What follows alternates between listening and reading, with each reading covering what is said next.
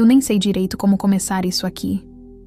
Acho que nunca contei essa história inteira pra ninguém, pelo menos não com todos os detalhes.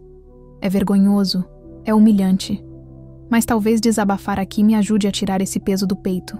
Então, vamos lá. Meu nome é Camila. Tenho 29 anos. E, até um tempo atrás, minha vida amorosa era um verdadeiro campo minado.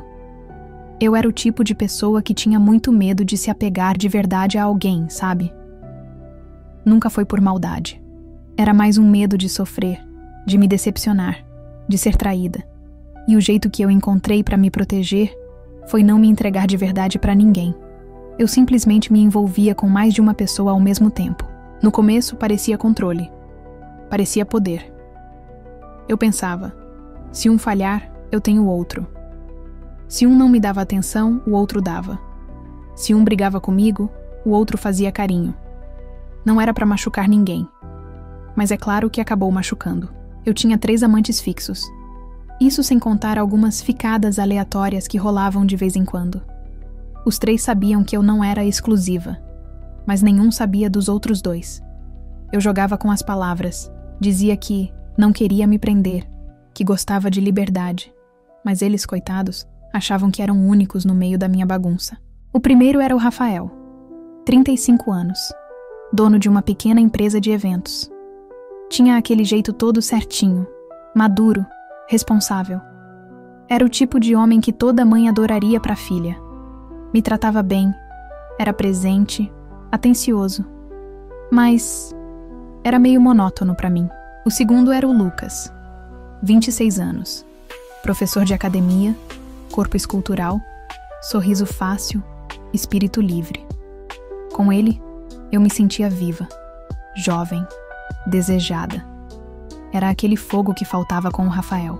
O terceiro era o Rodrigo. 31 anos, advogado, metido, arrogante, mas tão charmoso que eu esquecia qualquer defeito. Era o proibido, o que mais me fazia sentir borboletas no estômago. Com ele, era aquela química que não dá pra explicar. E eu me achava esperta, me achava no controle. Inventava desculpas, pulava de um pro outro. Administrava minha agenda como se fosse uma CEO de relações amorosas. Até que tudo desmoronou. Era um sábado. E se eu soubesse o que ia acontecer, teria simplesmente ficado em casa assistindo série de pijama. Mas não. Eu decidi aceitar um convite para uma festa. O convite veio do Rodrigo. Um churrasco na casa de uns amigos dele, nada muito grande, só o pessoal mais próximo. Eu pensei, perfeito, um evento pequeno, não tem como dar ruim. Combinei tudo com ele e lá fui eu, toda produzida, achando que ia ser mais um dia de diversão clandestina. Cheguei na casa e logo de cara achei o ambiente meio estranho. Muita gente olhando pra mim, cochichando. Eu até brinquei com o Rodrigo. Tá todo mundo me olhando, amor. Será que eu tô tão gata assim? Ele deu uma risada meio sem graça e me puxou pra dentro. Logo que entrei na varanda, meu mundo caiu. Lá estavam eles. O Rafael, o Lucas e o Rodrigo, que ainda segurava minha mão. Eu congelei. Meu coração parecia que ia sair pela boca. Era como se o tempo tivesse parado. Os 3 me olhando. Os 3 de braços cruzados, cara fechada. E eu ali, no meio, sem saber pra onde correr. Eu tentei rir. Tentei achar que era coincidência, que era só paranoia minha. Mas aí o Rafael falou: Camila, você quer explicar o que tá acontecendo? Eu olhei pro Rodrigo, esperando algum sinal de que era uma pegadinha. Mas ele só largou minha mão. Gente, calma. O que é isso? Que clima tenso é esse? O Lucas cruzou os braços e deu uma risada sarcástica. Você acha que a gente é idiota, Camila? Aí caiu a ficha. Não era coincidência. Era uma armadilha. Eu senti minhas pernas falharem. Meu rosto queimava de vergonha. Todo o meu teatrinho desmoronando na frente dos 3. O Rafael deu um passo na minha direção, mas sem me tocar. Sabe o que é engraçado? Quando a gente começou a sair, você disse que não queria compromisso. Eu respeitei.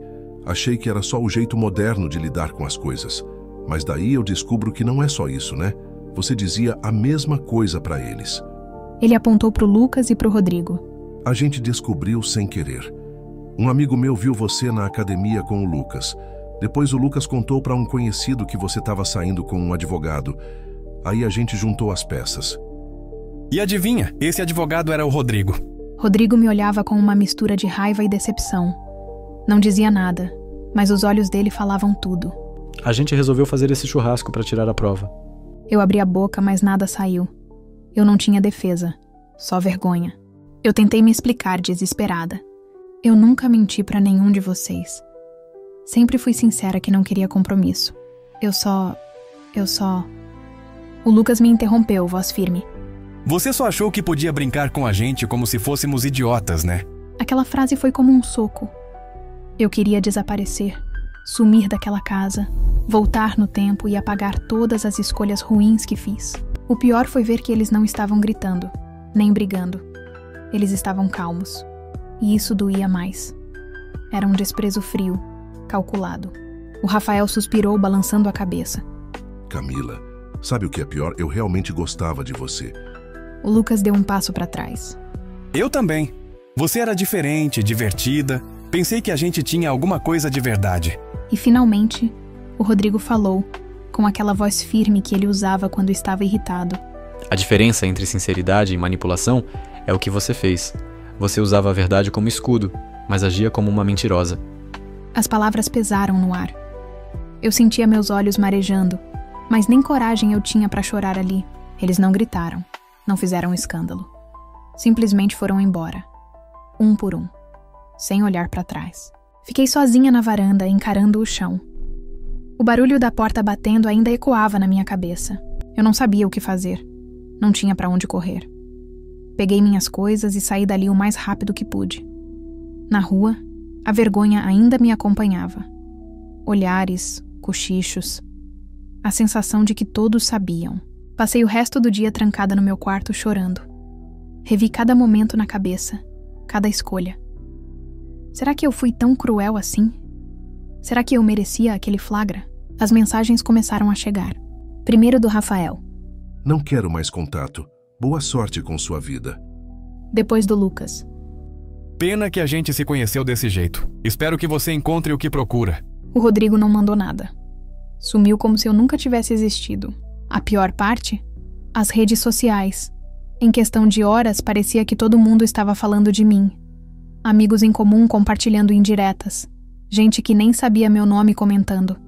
Fui de livre e moderna para promíscua num estalar de dedos. Minha autoestima, que já não era lá essas coisas, desabou de vez. Parei de sair. Evitava encontrar qualquer pessoa conhecida. Meu celular? Vivia no modo avião. Eu me sentia como uma prisioneira dentro de mim mesma. E para piorar, eu ainda gostava do Rodrigo. Os dias viraram semanas. E as semanas, meses. Eu achava que com o tempo tudo ia se acalmar. Que logo a fofoca ia morrer. Que eu ia poder voltar a viver minha vida. Mas não foi tão simples. A cidade era pequena. As pessoas não esqueciam fácil.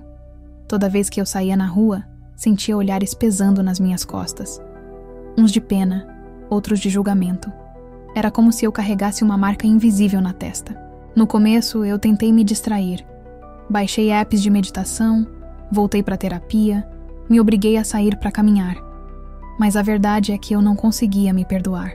Por mais que eu tentasse justificar minhas escolhas, sabia lá no fundo que eu tinha agido errado, que não era só uma questão de liberdade como eu me enganava. Eu usava a liberdade como desculpa para não me comprometer, para não encarar meus próprios medos. E pior, machuquei 3 pessoas que de verdade gostavam de mim. Doía mais do que qualquer coisa pensar no Rodrigo. Ele não mandou mensagem, não curtiu nenhuma foto minha, não visualizou nenhuma story. Sumiu do mapa. E foi aí que a saudade bateu pesado. Eu tentei seguir em frente. Saí com outros caras, tentei novas conversas, novas conexões. Mas nada preenchia o vazio que ele deixou. Um dia, depois de muito ensaiar, criei coragem e mandei mensagem pra ele. Oi, Rodrigo. Será que a gente pode conversar? Fiquei horas olhando pra tela, esperando as famosas 2 setinhas azuis aparecerem. Nada. Passei dias remoendo aquilo. E como uma última cartada, decidi ir pessoalmente no escritório onde ele trabalhava. Eu sei, parece loucura, mas meu coração pedia isso. Bati na porta da sala dele, mãos suando frio.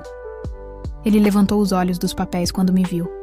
O mesmo olhar sério de sempre. Camila, o que você tá fazendo aqui? Eu engoli seco e tentei forçar um sorriso. Eu só queria pedir desculpas, de verdade. Eu fui imatura, fui egoísta. Eu sei que estraguei tudo, mas eu sinto sua falta. Ele ficou me encarando por uns segundos que pareceram uma eternidade. Depois, respirou fundo. Camila, não adianta pedir desculpas agora. Não tem volta. Você destruiu a confiança. E sem confiança não existe mais nada. Aquilo foi como levar um golpe no estômago. Eu já segui em frente. Você deveria fazer o mesmo. Aquelas palavras ecoaram na minha cabeça enquanto eu saía dali. Cada passo parecia mais pesado que o anterior. Quando cheguei na rua, não aguentei. Desabei no meio da calçada. Chorei como há muito tempo não chorava. Um choro feio, desesperado, sem vergonha de quem estivesse vendo. Naquela noite, deitada na cama, percebi que não era só a rejeição que doía. Era a culpa. Era o arrependimento por ter tratado os sentimentos como se fossem peças de um tabuleiro. Eu perdi. Perdi todos eles. Perdi o respeito dos outros. Perdi o pouco amor próprio que eu achava que tinha. Passei semanas sem vontade de levantar da cama. Sem comer direito. Me afastei de amigos, bloqueei redes sociais. Me tranquei no meu mundo de arrependimento. E quanto mais o tempo passava, mais eu entendia que não ia adiantar tentar apagar o que aconteceu. A única coisa que eu podia fazer era mudar. Demorou meses para eu começar a juntar os cacos. Fui reaprendendo a viver devagar. Comecei terapia de novo, dessa vez levando a sério. Parei de buscar distrações e encarei meus erros de frente. Não foi fácil. Tive que admitir para mim mesma coisas que eu evitava há anos. Descobri que meu medo de ser machucada me fazia machucar os outros primeiro. Que eu usava a liberdade como desculpa para nunca precisar confiar em alguém, para nunca precisar me entregar. Eu achava que estava me protegendo, mas na verdade, estava me sabotando. Eu perdi mais do que 3 caras legais naquele dia. Perdi a mim mesma. Tentei fazer algumas reconciliações. Mandei mensagens sinceras de desculpas pro Rafael e pro Lucas. Não para tentar voltar, mas para tentar me redimir um pouco, pelo menos. O Rafael respondeu: Aceito suas desculpas, mas sigo minha vida e espero que você siga a sua. Frio, polido e definitivo. O Lucas também respondeu: Te perdoo, Camila. Só espero que você tenha aprendido alguma coisa com isso. Só isso. Sem sorrisos, sem chance de amizade. Apenas um fim limpo e doloroso. O Rodrigo nunca respondeu. Anos se passaram e de vez em quando ainda me pego pensando nele. Um dia desses, mexendo no Instagram antigo que eu mal usava, vi que ele tinha se casado. Casamento lindo, sorriso no rosto, a felicidade que eu nunca pude dar pra ele. A ficha caiu ali, de um jeito pesado. Ele seguiu em frente. Construiu a vida dele. Superou o estrago que eu causei. E eu fiquei presa.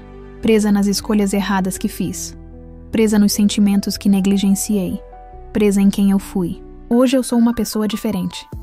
Pelo menos tento ser. Faço terapia toda semana, estudo sobre relações, sobre como ser alguém melhor, mais humana, mais verdadeira. Mas tem coisas que a gente não conserta. Tem erros que deixam marcas que nem o tempo apaga. E tem culpas que a gente carrega pra sempre. Às vezes, me pergunto como seria a minha vida se eu tivesse escolhido diferente. Se eu tivesse sido sincera comigo mesma desde o início. Se eu não tivesse usado as pessoas como escudo para os meus próprios medos. Mas não adianta perguntar. A verdade é que eu fui pega no flagra. E perdi tudo. E essa foi a lição mais dura da minha vida. Não existe liberdade sem responsabilidade. E quem brinca com sentimentos, mais cedo ou mais tarde, paga o preço. Eu paguei, com solidão. Com arrependimento. Com a saudade que nunca vai embora.